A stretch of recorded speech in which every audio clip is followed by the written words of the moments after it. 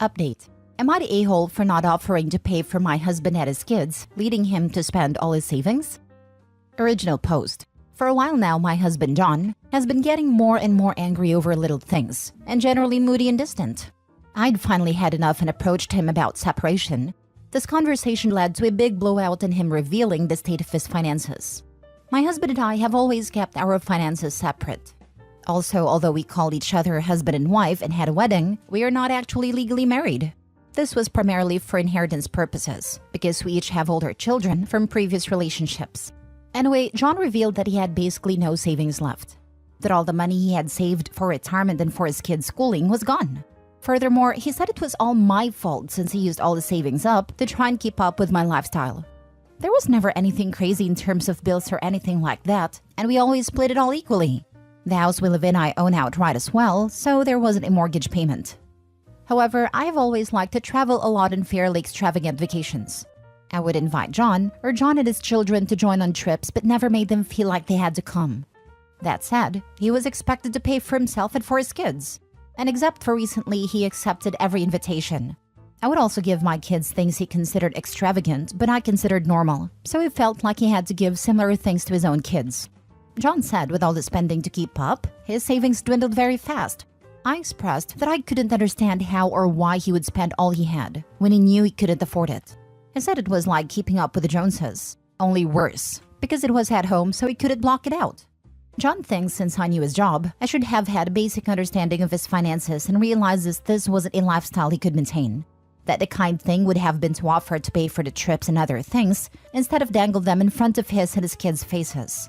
Looking back, I probably could have realized that the spending didn't make sense for his salary, but I wasn't thinking about it. I don't think it was my responsibility to keep his finances in mind here. We had agreed from the beginning to keep our finances separate. So to me, that means paying for things separately. Edit. We do not live in a state with common law marriage. Now for the top comments before reading the update. Not the a-hole. John blew through his finances all on his own, and that's because his fragile ego couldn't deal with you having more money than him. Exactly. If he's capable of complaining about it now, one wonders why he couldn't say anything then.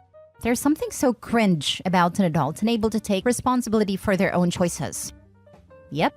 Also the BS of trying to keep up with her. I would have said a long time ago that I was running out of money. Pride can be a foolish thing. Not the a-hole. You housed him and his children rent-free. If he wasn't comfortable with your lifestyle, he should have talked to you like adults, instead of trying to keep up and sinking himself financially.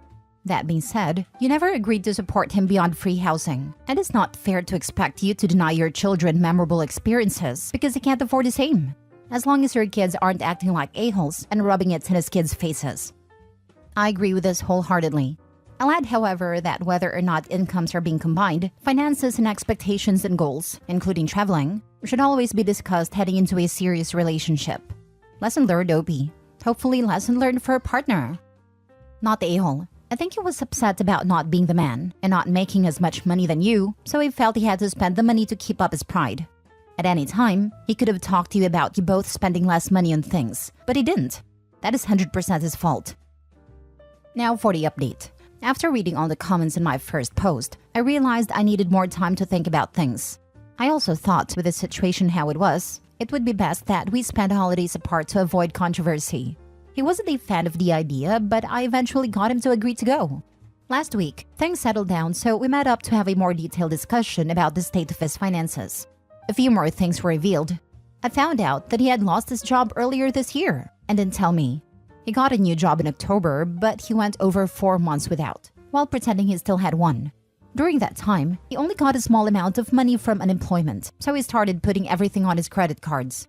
His new job doesn't pay as much as his old one, so he hasn't been able to pay more than the minimum towards his debts, which are now substantial. I feel like if he had just brought up all these issues earlier, this could have been avoided, or we could have worked something out. Now I really just feel like I can't trust him. I can't trust him with money, and I can't trust him not to hide things from me. I just can't see going back and trying to make things work with him at this point. Since he doesn't have a place to take all their things, I've agreed to store their stuff in my garage until it gets more settled. Which means I won't be able to make as clean of a break as I would like right now, but for the most part it's over. I totally get how you're feeling. All I had to do was be honest with you. And well, yes, I get you're looking back and thinking, gosh, I guess I should have been able to figure out that if he made less, he probably really couldn't afford some of the trips. But as an adult, he literally could have just said that and told you to go ahead and have a good time. And then he would go on the next one with you. And then to not even tell you he lost his job and went for 4 months without one. All of this points to him having a pretty fragile ego. And that is not your problem, although they are at the end. He sure was trying to make it your problem. Suggestion I might if he can't afford it. I would literally pay for a storage unit for 6 months and have them move all of their stuff there. Prepay it for him and let him know that you have 6 months. That is more than enough time for him to find a place and get settled. And if he needs to go through things and get rid of some things so that they will all fit into his new place, it gives him time to do that as well. That way you are still helping, but it doesn't involve continued contact of any kind because you're storing their stuff. It is a one and done sort of thing. Storage unit is the way to go. Do you really want him coming by every other day because he needs something? From your description, it sounds like he may start trying to guilt you into assuming some responsibility for his poor choices. Make a clean cut. That was exactly my thought. It is exactly what I did when my ex left. He left all of his stuff, apparently thinking I was going to keep it in the house or store it. And that was a definite no. So I told him I'd put it in storage. And if I recall, I think I paid for either 3 or 6 months and told him it was up to him after that. I found out that he had lost his job earlier this year and didn't tell me. He got a new job in October, but he went over 4 months without one while pretending he still had one. I will never understand this logic. This is an immediate relationship killer as it should be. I would never be able to trust a partner who goes this route. Someone else commented, and I agree.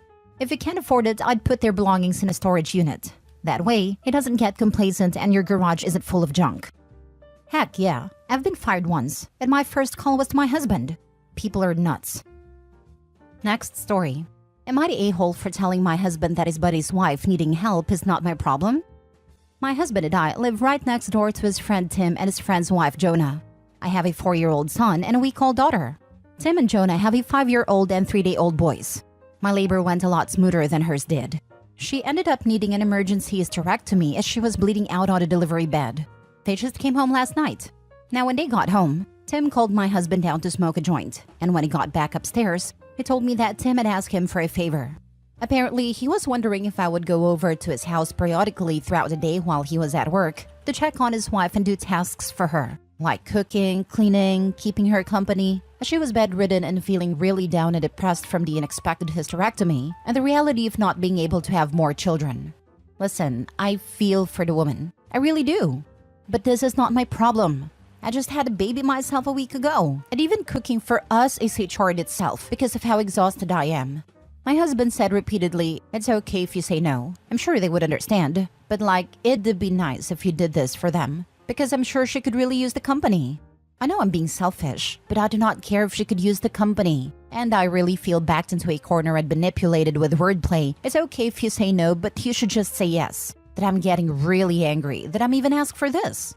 I asked my husband why him or his buddy would immediately think I would be available to do this, considering I just had my own baby and I'm also taking care of our 4-year-old.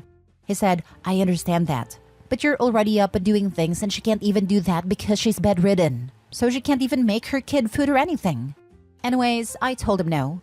I told him I had a bad taste in my mouth about them attempting to back me into a corner for a yes answer with their guilt trips, and that if she wasn't capable of doing anything, Tim needed to step it up. And either A, take time off work, or B, start meal prepping and call someone else to come into his home to do everything else. My husband and Tim work at the same job, and they were both given 4 days off when we went into labor, so he had time to try and figure this out. Instead, he just tried pawning it off to me, thinking I would say yes. My husband said that he doesn't blame me for saying no, but my attitude on it has caused tension between him and Tim, because I'm acting heartless. Am I the a-hole for not caring that Jonah needs help and telling them it's not my problem? Edited to add. Just want to add here that I have met this woman twice, for at most 15 minutes each time. My husband has only met her maybe 3 times. He only just started hanging out with Tim 4 months ago after he started working with him. Their friendship just grew super quickly because we coincidentally moved right beside them a month after they met. Now for the comments. Absolutely not the a-hole. You're a week postpartum. People should be bringing you meals. Tell your husband and his buddy to hire a caretaker. Go to a church. My church offers services like this for people in need, where someone can take time off work. I freaking hate when people feel the need to be charitable with the resources of other people. They both get to feel great about helping her out, while you, still bleeding in postpartum, get to take on another household chores. Not a-hole. Your husband and his buddy are a-holes. They basically voluntold you to do this. This isn't your problem, responsibility, or business. Husband's buddy can hire someone, or actually take time off to care for his wife and kid. Just because you live next to them doesn't mean anything. Next time they're having a meeting of the minds while smoking a joint, tell him to leave you out of any plans he/they have. They could have both spent that joint smoking time batch cooking meals, cleaning the house, etc. Tell both able-bodied men to get the chores done if they're feeling so charitable. The dad needs to step up and batch cook, etc. for his family. Pack a lunch for his wife and toddler each morning, etc. Any outside help, not from Moby, is a bonus. Not the a-hole. Not the a-hole, but you are surrounded by a-holes. Okay, so let's lay out the fact pattern here. 1. You just had a baby. 2. Jonah just had a baby, and after a nearly fatal disaster, had an extremely invasive and traumatic emergency surgery. 3. Tim's first act in his house with his almost died wife and new baby was to call your husband to smoke a joint. 4. Your husband said yes. 5. Your husband presented a plan where you would subjugate yourself, your recovery, and your baby's first few weeks for someone else who you don't know, and whose husband doesn't prioritize over some weed. 6. Your husband expected you to say yes and then proceeded with the "it's not required, but it sure would be nice if you did." I feel for Jonah, but she married an idiot. How about you buy less weed and buy more food you can cook? I'm going to assume your husband and Tim aren't working 20-hour shifts and aren't on an oil rig where they can do stuff around the house and work with a baby and take care of their own. Damn, these guys suck. Best to you and your little one, but I feel like there's way more of this headed your way. Absolutely. I was 2 months post-emergency C-section and all my in-laws were mad that my husband refused to even ask if I wanted to do things that I wouldn't have done, and he knew it. I only found out about it as I heard his tone of voice change, and him saying because I'm her husband and I say no to his traditional family. Could I have gone if I wanted? Of course. And if I had wanted, that would have made me the instant golden person, but I wasn't risking it either. Point being that he took all the flack so I didn't have to worry about feeling pressured. Last story. Am I the a-hole for telling my wife that I also have a right to be sad? I need a lot of advice. Me and my wife have been together for 10 years, married for 7. We have a little girl who's 5. Wife 2 years ago lost our baby, is stillborn. Do I blame my wife for losing him? No, of course not. She couldn't control it. That was June of 2022. She sunk into a deep depression, and I tried my best to get her out of it while taking care of our then 3-year-old and trying to work as much overtime as possible as I told her to quit her job. In November, I got her into therapy and that seemed to work out great. She started opening up to me about how she felt, which was good, and I think it really helped her heal. Me, on the other hand, I hate to sound like a narcissist, but I never healed, and I never got to talk about how I felt. Because she said I shouldn't feel sad because I didn't lose the baby. So I just stopped talking to her about me altogether and just listened to her. So now 2 years later, I'm not a drunk, but I do drink a good bit all considering. My wife is still stay at home and is looking to get a job so I won't have to work 14 hours anymore. She also wants to try again for a new baby, and I told her no, that we are not going to try again at the moment. She asked why, and I said, "You are healed from the death of our baby, I am not." She got mad and said that I shouldn't be sad because I didn't carry him and have to push out a stillborn. I just kinda said okay and went to get a drink. She had thrown out my alcohol. I told her we all grieve in different ways, and I'm grieving by drinking, so she should not have thrown out my drink. She still couldn't understand why I was grieving, and I just told her I have a right to be sad as well. She still couldn't understand it. So I pointed out who was there for her, and she couldn't understand it. So I just left the house. So was I wrong for telling her that I have a right to be sad as well? I will try to answer her questions and comments. Edit. To address the main question, which is why didn't I get help when she did? She was going to therapy every day, which adds up. So for me, money was tight and was not enough to get us both therapy. Nor did I have time to either. And well, you had money for alcohol, yeah, because that may only be $20 to $50, and a lot of it we already had in the house. We got it for gifts, and she used to host a lot. Not the a-hole. She should not tell you how you should feel. You lost a child as well, and are allowed to grieve too. But dealing with your grief by drinking alcohol will only make things worse. You should also seek therapy. She needs to talk to her therapist about her feelings, about you shouldn't be feeling sad. I'm sure they can change her views on that. I'm sorry for your loss. Just wanted to add that hospitals and OBs generally have info/recommendations for support groups and specialized grief counselors for both parents. OP should reach out to their hospital or his wife's OB and ask for a recommendation.